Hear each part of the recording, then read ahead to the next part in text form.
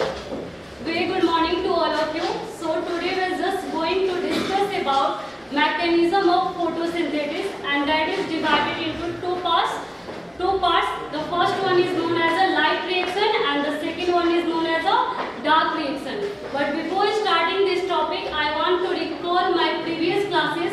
Previous classes में हम लोगों ने देखा था कि ये जो फोटोसिंथेसिस प्रोसेस है, जिसे हम बचपन से बोलते आ रहे हैं कि कहाँ होता है, तो लिप्स में होता है। लेकिन लिप्स में कहाँ होता है, तो लिप्स में मेसोफिल सेल के अंदर क्लोरोप्लास्ट होता है, उसी के अंदर क्लोरोफिल पिगमेंट होती है और वहीं पे हमारा फोटोसिंथेसिस होता है। ठीक है, क्लोरोप्लास्ट में मेनली हमें दो एरिया देखने को मिलता है, एक मिलता है स्ट्रोमा और एक मिलता है ग्रेना।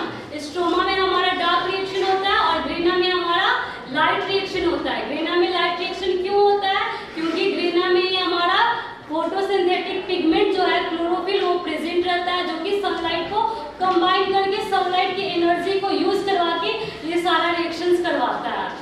Got it? आज हम लोग देखेंगे लाइट रिएक्शन के बारे में और डार्क रिएक्शन के बारे में। तो कल भी हम लोगों ने लाइट रिएक्शन को देखा था, डिटेल्स में देखा था। तो वहाँ पे हम लोगों ने क्या क्या देखा था, वहाँ पे हम ये देखे थे कि फर्स्ट स्टेप हमारा लाइट रिएक्शन का क्या था, एक्टिवेशन ऑफ क्लोरोफिल। जैसे कि क्लोरोफिल सोया रहता है, लेकिन जैसे सनलाइट को देखता है वो एक्टिव हो जाता है और सनलाइट को एब्जॉर्ब करके उसके एनर्जी को केमिकल एनर्जी में इलेक्ट्रॉन के फॉर्म में रिलीज कर देता है, करता है ना।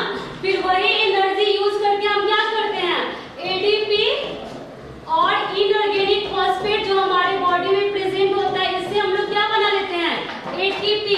एटीपी में कितना फॉस्फेट बॉन्ड होता है, 3 फॉस्फेट बॉन्ड। और फॉस्फेट में डाइफॉस्फेट में कितना होता है, 2। और जितना ज्यादा बॉन्ड होगा उतना ज्यादा एनर्जी मिलेगी, क्योंकि बॉन्ड टूटने से ही हमें एनर्जी मिलता है। तो यहाँ पे 3 बॉन्ड टूटेगा मतलब ज्यादा एनर्जी मिलेगा, यहाँ पे 2 बॉन्ड है। ठीक है, तो यहाँ पे क्या हुआ, एनर्जी की फॉर्मेशन हुई ना। और थर्ड स्टेप हमारा क्या था, इसी एनर्जी को यूज करके हम लोग वाटर को ब्रेक करके किस में चेंज कर रहे थे, हाइड्रोजन में और ऑक्सीजन मॉलिक्यूल्स में। ऑक्सीजन मॉलिक्यूल्स हमारे एनवायरनमेंट में रिलीज हो जाता था, जिससे हम लोग इनहेल करते हैं। और हाइड्रोजन क्या होता था, हाइड्रोजन की हेल्प से हम लोग NADP को रिड्यूस करते थे और किस में कन्वर्ट करते हैं, NADPH में। और एक NADPH से हमें कितना एनर्जी मिलता है, 3 ATP मिलता है। मतलब अगर हम ओवरऑल देखें तो लाइट रिएक्शन में हम क्या करते हैं, एनर्जी की फॉर्मेशन करवाते हैं। बिकॉज हमें पता है कि डार्क रिएक्शन के टाइम एनर्जी चाहिए कार्बन डाइऑक्साइड से ग्लूकोज बनाने के लिए, क्योंकि ओवरऑल फोटोसिंथेसिस कैसा प्रोसेस है, एनाबॉलिक प्रोसेस, जिसमें एनर्जी की रिक्वायरमेंट होती है। तो अब इसे एनर्जी चाहिए, तो एनर्जी कहाँ से लेगा, तो लाइट रिएक्शन करेगा, उससे वो लोग एनर्जी की फॉर्मेशन करवाएगा और वही एनर्जी यूज करके वो लोग डार्क रिएक्शन में कार्बन डाइऑक्साइड से अपना खाना यानी ग्लूकोज बना देगा। सिंपल सा बात है, बस यही होता है। Got it? डाउट है किसी को? तो यहाँ पे एनर्जी की फॉर्मेशन करवाया एटीपी के फॉर्म में, NADPH के फॉर्म में, प्लस कुछ एनर्जी को यूज करके इसने वाटर की फोटोलाइसिस करवाया, मतलब वाटर को ब्रेक किया और ऑक्सीजन को एनवायरनमेंट में रिलीज किया। वो ऑक्सीजन हमारे एनवायरनमेंट के एयर को प्यूरिफाई करता है, प्लस हमारे सांस लेने में हेल्प करता है, क्योंकि ऑक्सीजन नहीं रहेगा तो हम सांस ले पाएंगे, नहीं ले पाएंगे ना। और यही reduction of NADP to NADPH, जिससे हमें 3 ATP मिलता है। तो बस यही 2 स्टेप हम बोल सकते हैं कि हमारा लाइट रिएक्शन में एनर्जी की फॉर्मेशन होती है और फोटोलाइसिस होता है वाटर का, जिससे ऑक्सीजन हमारे एनवायरनमेंट में रिलीज होता है, जो कि हमारे एनवायरनमेंट को प्यूरिफाई करता है, प्लस हम उसको इनहेल करते हैं और हमारा लाइफ प्रोसेस चलता है। Got it? अब इसके बाद से क्या होगा, ये सारा एनर्जी डार्क रिएक्शन में यूज होगा। डार्क रिएक्शन कहाँ होता है, स्ट्रोमा में होता है। ठीक है, स्ट्रोमा में बहुत सारे एंजाइम्स होते हैं, उस एंजाइम के हेल्प से और ये सारे एनर्जी के हेल्प से हम CO2 से क्या बनाते हैं, C6H12O6। और लाइट रिएक्शन में हम क्या कर रहे थे, लाइट रिएक्शन में बस हम वाटर को तोड़ के हाइड्रोजन और ऑक्सीजन ये कर रहे थे, ऑक्सीजन बना रहे थे, जो कि फोटोसिंथेसिस का बाई प्रोडक्ट होता है ना। और डार्क रिएक्शन में हम क्या कर रहे हैं, CO2 को फिक्स करके क्या बना रहे हैं, C6H12O6 यानी फूड ऑफ द ग्लूकोज, जो हमारा मेन नेम है। और इसको बनाने के लिए हम ये लाइट रिएक्शन का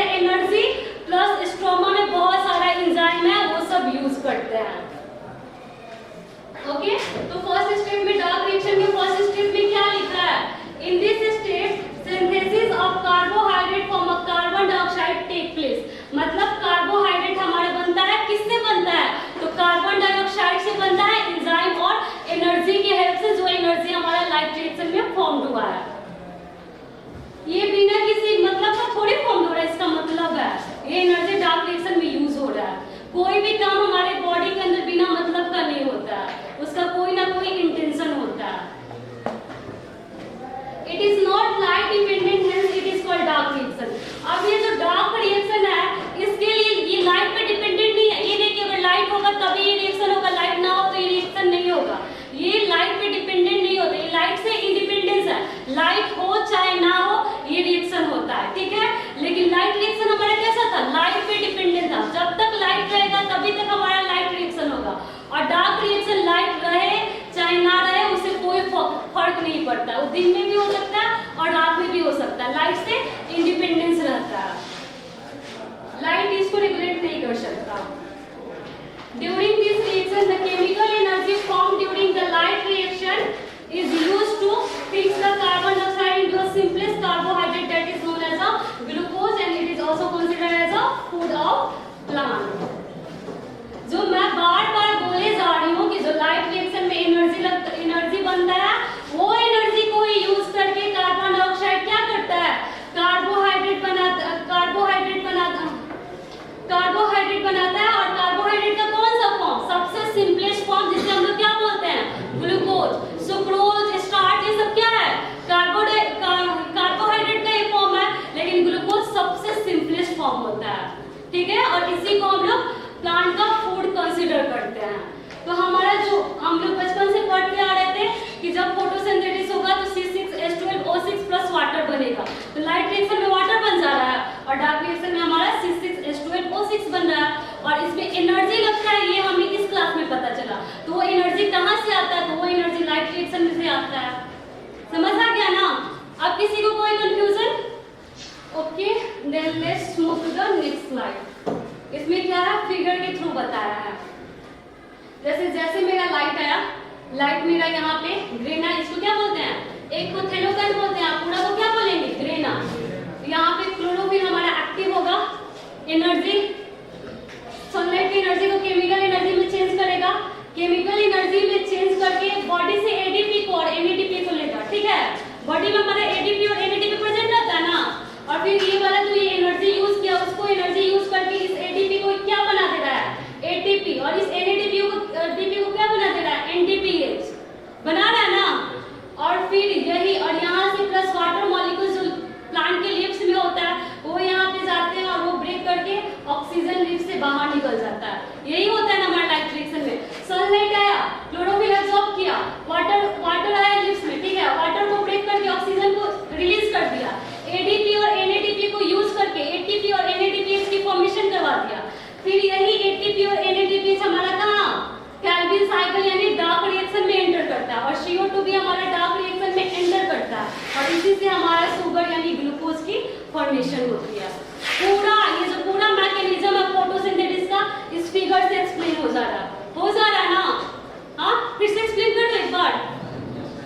देखो क्या होता है, सनलाइट हुआ, सनलाइट आएगा तो जो ग्रेना होता है वहां पे क्लोरोफिल होता है, तो ये सनलाइट को ये एब्जॉर्ब करेगा, एब्जॉर्ब करके ये लाइट एनर्जी को किस में कन्वर्ट कर देगा, केमिकल एनर्जी में, ठीक है। प्लस हमारा वाटर लिप्स में, वाटर हमारा मान लो कि जाइलम के थ्रू यहाँ पे आया, क्लोरोप्लास्ट के अंदर आया, तो इस वाटर को ब्रेक कर देगा, ब्रेक करके ऑक्सीजन में चेंज करेगा, उस ऑक्सीजन को फिर इससे बाहर कर देगा ना, कि लिप से बाहर जाएगा, एनवायरनमेंट में रिलीज होगा। प्लस और भी जो एनर्जी है उसको यूज करके वो ये जो स्ट्रोमा में हमारा एनएडीपी एडीपी प्रेजेंट है, इसको किस में कन्वर्ट कर देगा, एटीपी में और एनएडीपीएच में, ठीक है, जो कि एनर्जी है बॉडी के लिए। एडीपी भी एनर्जी है, लेकिन इसमें कम एनर्जी है, इसमें ज्यादा एनर्जी है, मतलब एनर्जी की फॉर्मेशन करवा रहा है। प्लस एनएडीपी से फ्री एटीपी एनर्जी है, तो एनर्जी का ही ना फॉर्मेशन करवा रहा है। अब ये एनर्जी हमारा लाइट रिएक्शन में बन गया, अब ये एनर्जी देख रहे हो डार्क रिएक्शन में एंटर कर रहे हैं, और कार्बन डाइऑक्साइड भी मान लो स्ट्रोमेटा के थ्रू एंटर कर गया हमारा स्ट्रोमा में। तो यहाँ पे क्या होगा, ये एनर्जी के हेल्प से इस कार्बन डाइऑक्साइड को हम किस में कन्वर्ट कर देंगे, शुगर में, ग्लूकोज में, जो कि प्लांट के फूड होता है, और इसी को हम लोग क्या बोलते हैं, डार्क रिएक्शन। तो जो हमारा फोटोसिंथेसिस का एम था ऑक्सीजन को प्रोड्यूस करना और शुगर को, ग्लूकोज को प्रोड्यूस करना, ये दोनों चीज हो गया ना। तो यही मैकेनिज्म है हमारा किसका, फोटोसिंथेसिस का। ऐसे ही होता है फोटोसिंथेसिस। देखो फैक्टर अफेक्टिंग फोटोसिंथेसिस। अब कौन कौन से फैक्टर फोटोसिंथेसिस को इफेक्ट कर सकता है? तो मैंने आते आते बोला कि किसी भी चीज की कमी और किसी भी चीज की अति दोनों हमारे लिए क्या है, बहुत हार्मफुल होता है ना। खाना कम खाएंगे तब भी प्रॉब्लम है, और खाना ज्यादा खाएंगे तब भी प्रॉब्लम है। जब तक हम बैलेंस करके नहीं जाएंगे, बैलेंस डाइट नहीं खाएंगे, तक प्रॉब्लम सॉल्व नहीं होगा। ऐसे होता है ना, अगर मेरे सिलेबस में कोई टॉपिक दिया है, वो भी इसका एग्जाम्पल हो सकता है, तो ना उसको ऊपर से देख के जा सकते हैं और ना खूब उसके अंदर तक जा सकते हैं। अगर अंदर तक जाएंगे तो एक ही टॉपिक में हम मतलब मान लो कि रेस्पिरेशन ही टॉपिक है, ठीक है, इसके अंदर तक जा रहे तो पढ़ते जाएंगे ग्रेजुएशन और हायर लेवल का, ठीक है, लेकिन बाकी का हमारा टॉपिक तो छूट जाएगा ना। लेकिन हमारा सिलेबस तो उतना अंदर से हमें नहीं पूछेगा, तो फिर मेरा मार्क्स कम आएगा। तो कहने का मतलब क्या है, किसी भी चीज को बैलेंस करके चलना चाहिए, ना कम ना ज्यादा, जितना जरूरत है उतना, ठीक है।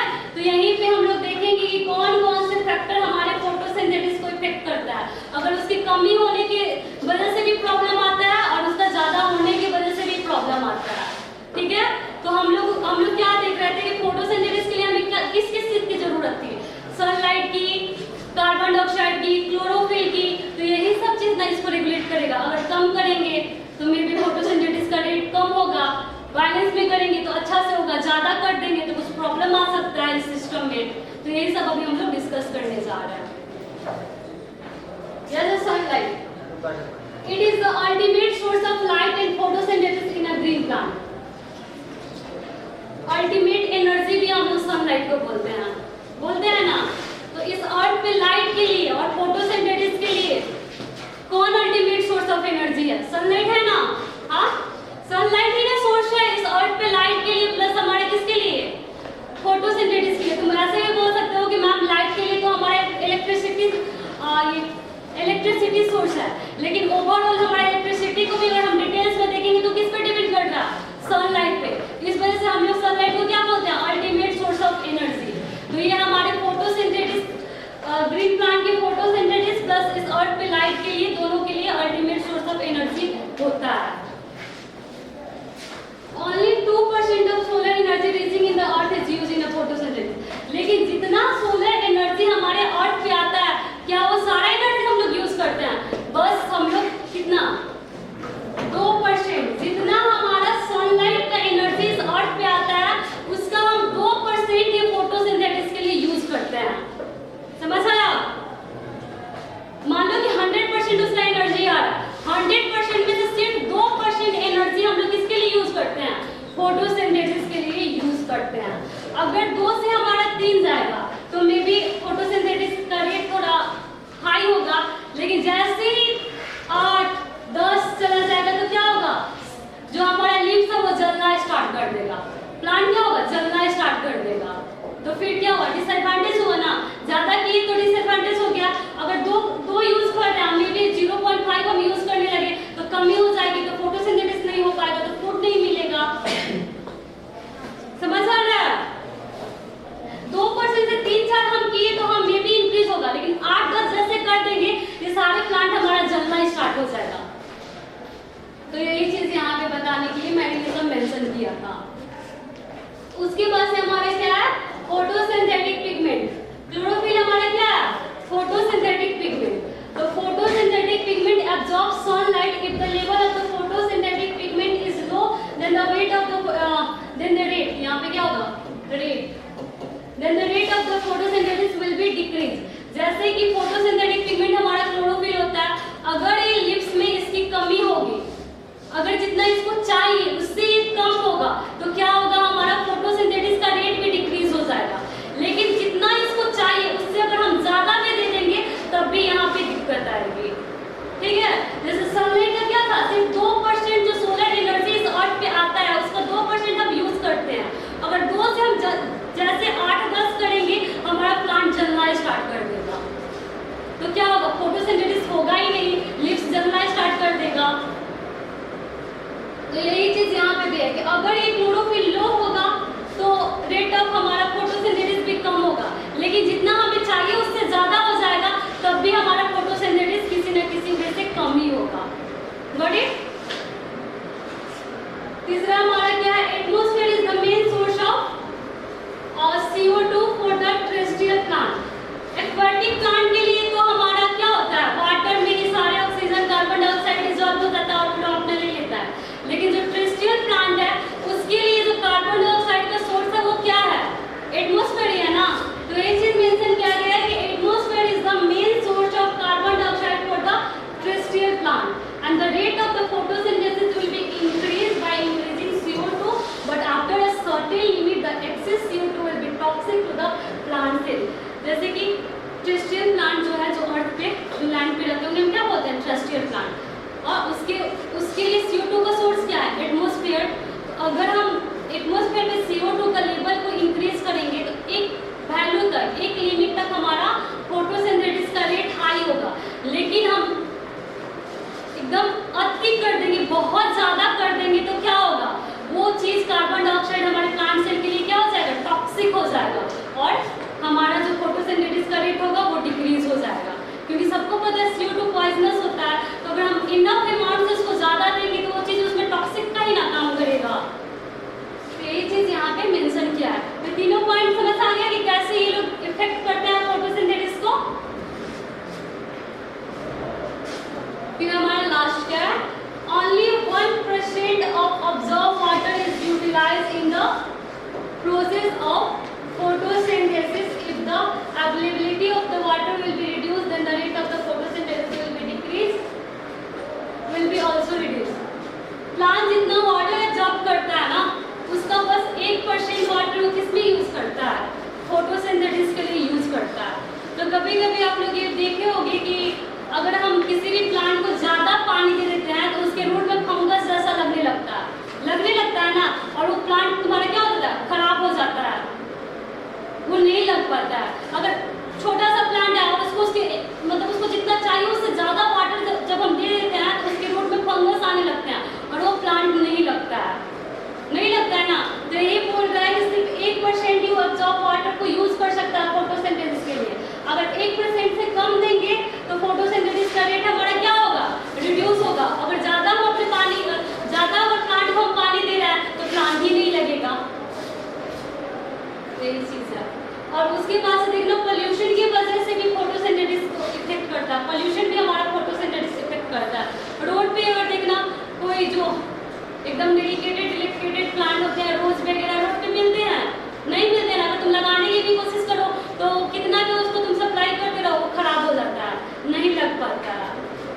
तो और भी पोल्यूशन वगैरह भी हमारा क्या करता है, फोटोसिंथेसिस रेट पे इफेक्ट डालता है। तो 4 फैक्टर था जो कि फोटोसिंथेसिस को रेगुलेट कर रहा था।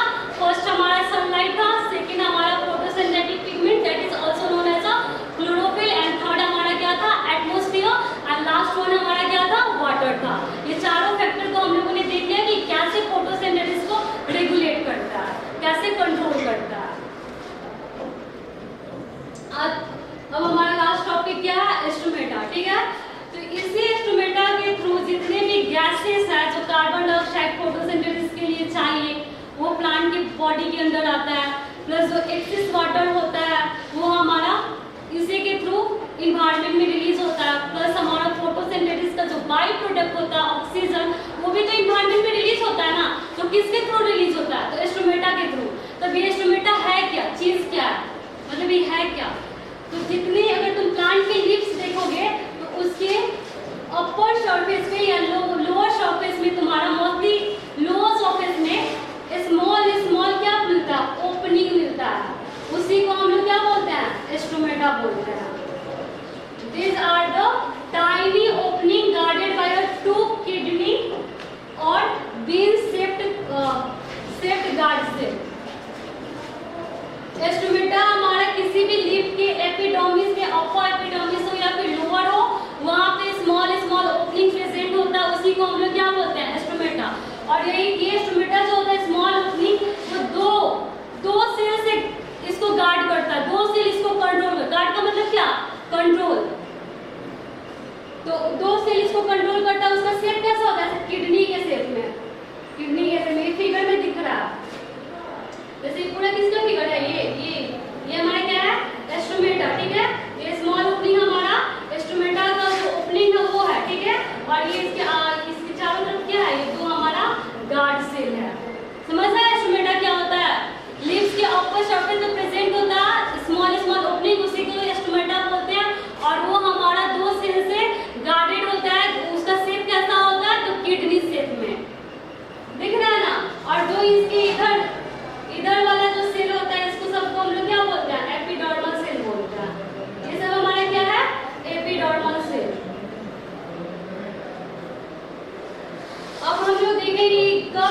इंस्ट्रूमेंटा ओपन होता है, कब क्लोज होता है। इंस्ट्रूमेंटा तो हर टाइम ओपन नहीं करता है, अगर हर टाइम ओपन रहता तो जितना पानी प्लांट एब्जॉर्ब कर रहा है वो सब क्या होता, वेपर के फॉर्म में रिलीज हो जाता, बाहर आ जाता ना। तो प्लांट की वाटर रिक्वायरमेंट कैसे फुलफिल होता। तो मैकेनिज्म है कि कब हमारा इंस्ट्रूमेंटा ओपन होगा और कब हमारा इंस्ट्रूमेंटा ये क्लोज होगा। और ये किस पे डिपेंड करता है, तो ये वाटर पे डिपेंड करता है। जैसे देखो इसका काम क्या है, जैसे कि कब ओपन होता है कब क्लोज होता है, ये फिगर के थ्रू समझ में आ जाएगा। अभी देखो ये हमारा क्या है, क्लोज है ना, अभी हमें दिख रहा है, कोई भी टाइनी होल नहीं दिख रहा है ना, मतलब क्लोज है। और यहाँ पे क्या दिख रहा है हमें, यहाँ पे इंस्ट्रूमेंटा दिख रहा है, मतलब ओपन है। तो ये ओपन कब होता है, जैसे इसमें अगर प्लांट के बॉडी में वाटर प्रेजेंट होता है तो ये वाटर हमारा कहाँ जाता है, गार्ड सेल में जाता है। जैसे गार्ड सेल में जाएगा वो स्वेल होगा ना, वाटर गार्ड सेल में एंटर करेगा तो कैसा होगा, स्वेल होगा। और इस टाइप का ऐसे शेप बनाता है, तो यहाँ पे एक ओपनिंग प्रेजेंट हो जाता है। और यही हमारा क्या है, मैकेनिज्म है इंस्ट्रूमेंटा को ओपन करने का। मतलब ओपनिंग एंड क्लोजिंग ऑफ इंस्ट्रूमेंटा को कौन कर रहा है, वाटर का प्रेजेंस।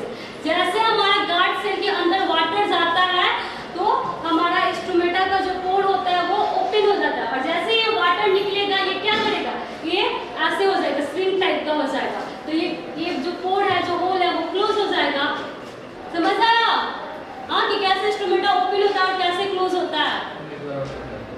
अच्छा एक बार और, इंस्ट्रूमेंटा का ओपनिंग और क्लोजिंग वो किस पे डिपेंड करता है, वाटर पे डिपेंड करता है। हमें पता है कि इंस्ट्रूमेंटा हमारा क्या है, टाइनी होल है जो कि गार्ड सेल उसको सराउंड करता है, दो गार्ड सेल उसको गार्ड करता है। और उसका शेप कैसा होता है, किडनी शेप में होता है।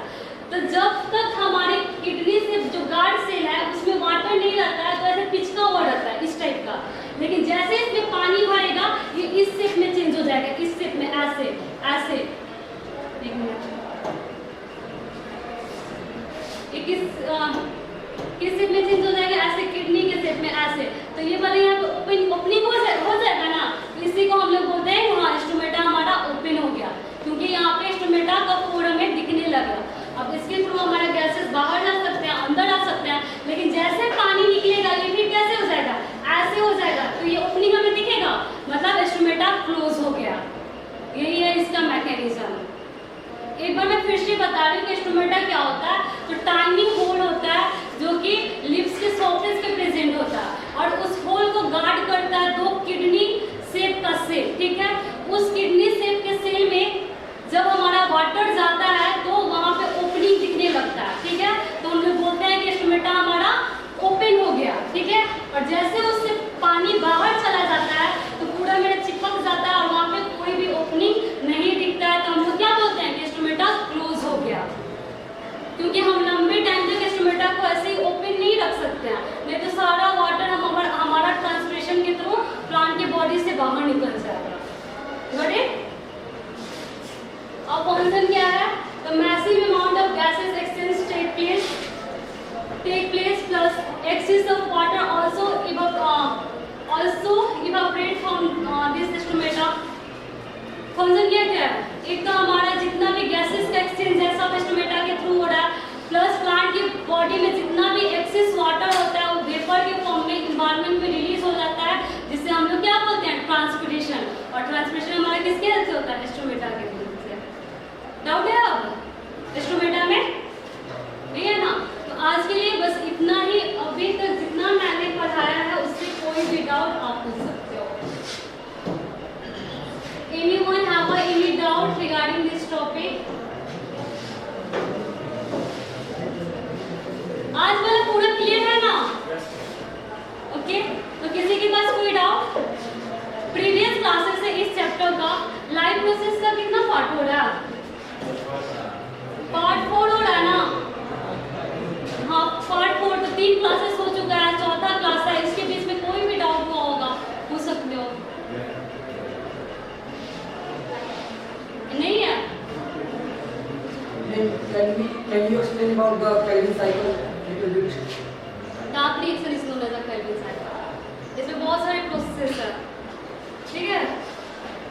जो ये बोल रहे हो कैल्विन साइकिल, ये ऐसा प्रोसेस है जिसमें हम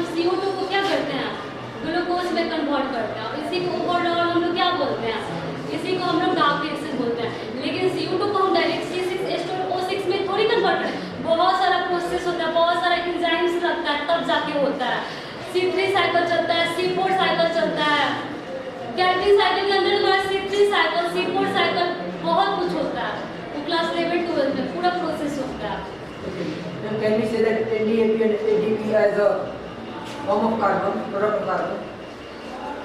Carbon compound. No, it is not a carbon compound. नहीं कार्बन दिख रहा है। It's like carbohydrate is a carbon compound. हाँ? Carbohydrate is a carbon compound. Carbohydrate is a carbon compound. तो कार्बोहाइड्रेट का कोई भी ग्लूकोज हुआ, शुगर हुआ, सुक्रोज हुआ, किसी का फॉर्मूला देखोगे तो उसमें कार्बन तुमको दिखेगा, लेकिन क्या इसके फॉर्मूला में कुछ कार्बन दिख रहा है? लेकिन जब हम ब्रेक करते हैं कार्बोहाइड्रेट रिलीज होता है। हाँ? जब ब्रेक करते हैं तो कार्बन और बहुत और चीज यूज होता है, तो उसका भी प्रोडक्ट हो सकता है। ओके, देन आज के लिए इतना ही। Thank you, have a nice day.